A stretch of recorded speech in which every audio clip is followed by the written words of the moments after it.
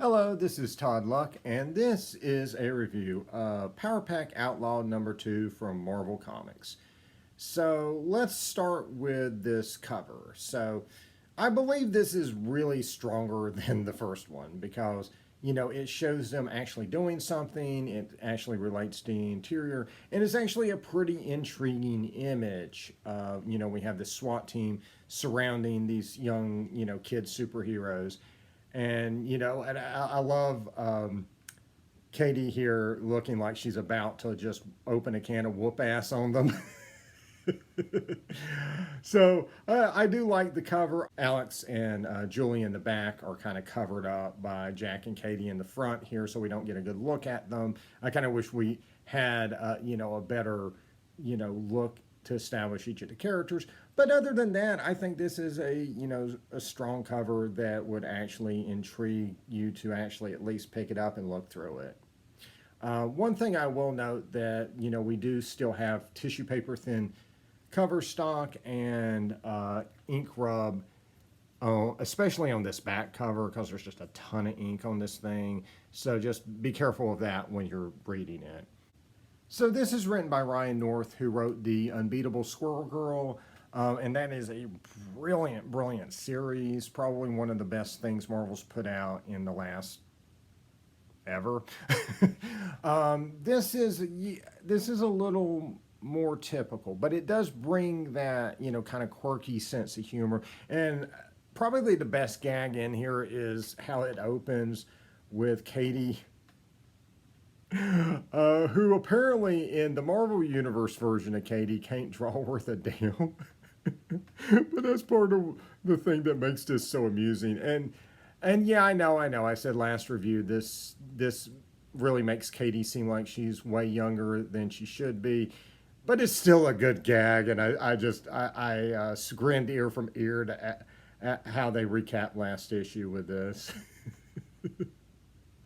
The artwork's kind of okay. I feel like it's a little too minimalistic for my taste, and I really wish we could have got another art style on here. But I will say, in its credit, that it does tell the story clearly. When they're at a place, it establishes that place. When they're at a gas station, he draws a gas station. When, backgrounds are needed, he puts them in there. And I know that sounds like a super basic thing, but you would be surprised how many comics just don't do that.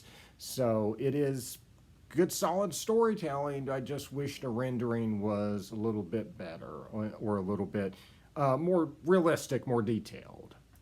And so I'm not going to spoil the story. I'm just basically going to stick to what the solicitation said was going to happen in the issue. They do have police come and try to arrest them for violating Kamala's law, which outlaws young vigilantes who don't have a mentor to escort them, and so they have to find a mentor. And this is this book is kind of a cross between drama and comedy. It's got a lot of that kind of quirky humor that you might find in Squirrel Girl, but it's just done in something a little more realistic, something a little more set in the solid Marvel universe. I don't find it as effective as Squirrel Girl. I understand every gag he puts in here, and intellectually I'm like, yeah, that is a funny thing to point out, but I don't laugh out loud like I do with Squirrel Girl.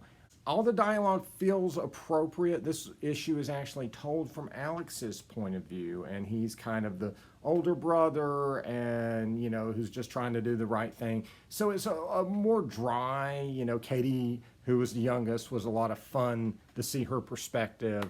Alex is more of a straight man, so it's a little more dry, especially when you're going for humor.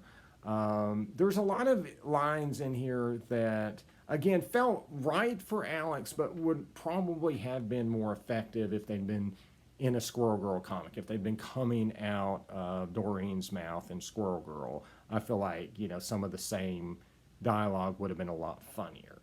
That being said, it's still a competently done comic. It's decently written. There's a little bit of I'm not sure why they don't hit up certain characters when they're going to, different superheroes, ask them to be their mentor. There's definitely some omissions there with characters that, have connections to Power Pack that they've met in the past that I'm not sure why they didn't ask. And I don't follow any of the current Marvel comics, so I don't know. For all I know, all those characters are dead or in another dimension. But if they are, it would have been good to mention that. Why don't you go to, the Fantastic Four and Wolverine and guys like that you know? And Ryan North plays with, kind of the conventions of the genre and, tries to bring a little bit of like kind of science and logic to, how you could use superpowers practically.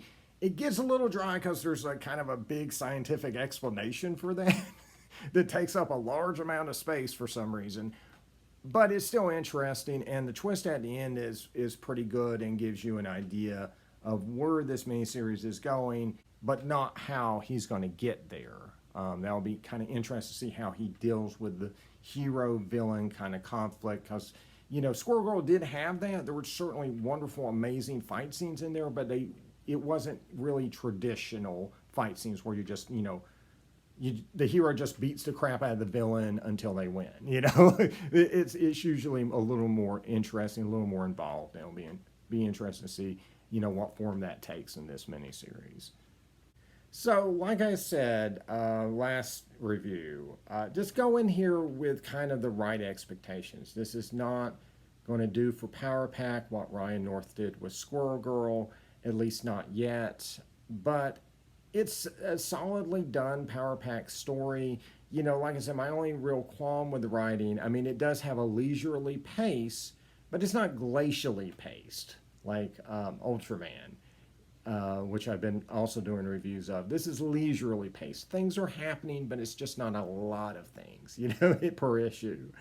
My only real qualm with this issue's writing was that, it just didn't address, why they didn't go to the characters like Fantastic Four and Wolverine that they knew to try to find their mentor. But other than that, it's a decently told tale. That's certainly better than a lot of the other comics out there. And it certainly has potential. Again, Ryan North is a very, very smart guy, and there's a lot of smart ideas in here. It's just that they're not quite gelling for me yet. But perhaps by the end, we'll kind of knock this out of the ballpark. But if not, it's still a fun ride.